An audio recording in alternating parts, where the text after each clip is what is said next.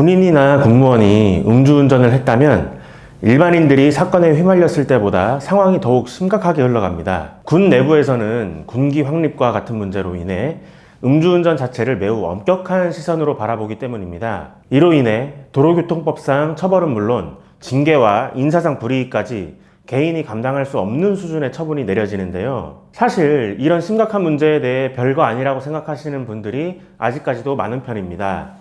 하지만 뒤늦게 변호사를 찾는다면 이미 중요한 골든타임을 놓친 후일 수도 있습니다. 오늘은 저 군형법 전문 변경식 변호사가 군인이나 군무원이 음주운전으로 적발되었을 때 특히 변호사를 선임해야 하는 3가지 상황을 알려드리도록 하겠습니다. 영상 시작하기 전 군인, 군무원 분들에게 도움이 되는 나랏일로 채널 좋아요, 구독, 알림 설정 먼저 부탁드립니다. 군인, 군무원은 군인 신분이기 때문에 민간 경찰의 단속에 적발되었다 하더라도 군대 내에서 조사를 받게 됩니다. 군사경찰, 군검찰의 수사를 받고 군사재판을 받은 후 처벌이 결정되죠. 그러다 보니 통상적인 음주운전 처리 절차와는 조금 다르게 진행이 될 수 있습니다. 민간 수사기관의 경우 단순 음주운전이고 초범이면 약식명령, 즉 검사가 약식으로 벌금 처분을 요구하기도 합니다. 그러나 군인, 군무원은 군대 내에서 수사가 진행되기 때문에 통상적인 절차대로 진행되겠거니 생각하시면 안 됩니다. 음주운전을 하게 된 경위, 혈중 알코올 농도 수치, 음주운전한 거리는 물론 고의성, 누구랑 술을 마셨는지, 함께 탄 사람은 없었는지 매우 디테일하게 조사가 들어갑니다. 이로 인해 군인, 군무원은 음주운전으로 처음 적발된 것이라고 해도 엄중한 판단이 내려지는 편인데요. 그런데 처음이 아니라 재범 이상 음주운전을 한 상황이라면 더욱 상황은 심각해집니다.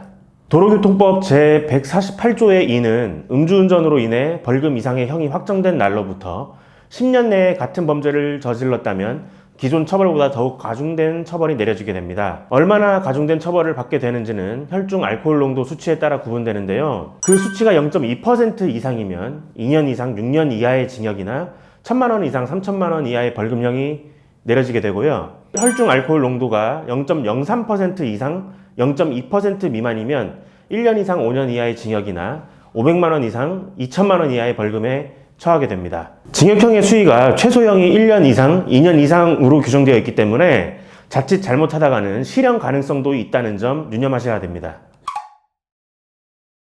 음주운전은 형사처벌 수위 자체도 높은 편이지만 처벌과 별개로 진행되는 징계도 각별하게 신경을 써야 합니다. 형사처벌 방어에 성공했다고 해도 높은 수위의 징계를 받으면 아무 소용이 없을 텐데요. 군인 징계령 시행규칙에 따르면 음주운전 처음 적발되었다 하더라도 최소 감봉에서 강등 처분까지 나오게 되고요. 2번째는 강등에서 최대 파면, 3번째는 해임에서 파면 처분까지 나오게 됩니다. 이 정도 나올 거다가 아니고요.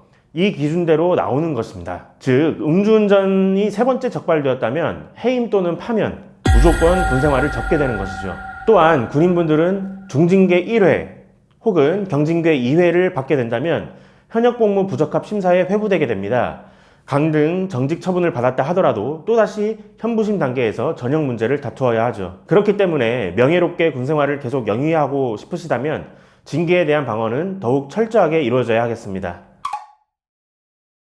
물론 음주운전을 했다는 사실만으로도 상황이 심각해지는 문제죠. 그런데 만약 술을 마시고 운전하다가 도로에 공공기물을 파손시켰다면 어떻게 될까요? 더 나아가 길을 건너던 행인을 쳐서 부상을 입혔다면 어떻게 될까요? 다만 사건 초기 단계에 공공기물 파손에 대해 곧바로 손해배상을 하게 되면 업무상 과실 재물 손괴죄는 추가되지 않기도 하죠. 다만 이 공공기물 금액이 생각보다 비싼 편입니다. 가로등이나 신호등은 약 300만 원 정도, 가드레일은 미터당 약 10만 원, 변압기는 700에서 1000만 원 사이입니다. 꽤 생각보다 금액이 비싸죠. 그러나 사람을 다치게 했다면 음주운전 혐의에 교통사고 처리 특례법 위반 혐의가 추가됩니다. 당연히 형사상 처벌은 높아지겠고요. 다친 분에 대한 손해배상도 진행해야 됩니다. 여기에 무거운 징계도 추가되겠죠.